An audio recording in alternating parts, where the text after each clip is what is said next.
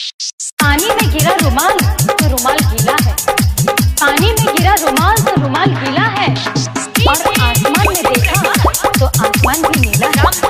मोहब्बत तो सब करते हैं यहाँ, मगर बेचारे ये लड़के करें तो लोग कहते हैं कि कैरेक्टर ढीला है।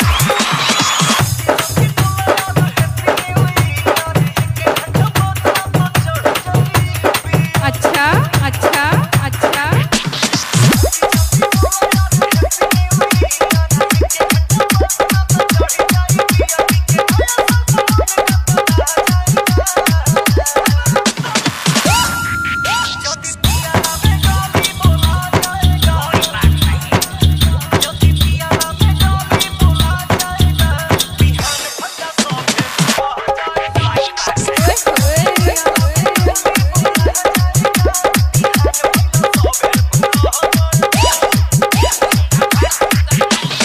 मेरी जिंदगी पर इतना एहसान कर दो, मेरी जिंदगी पर इतना एहसान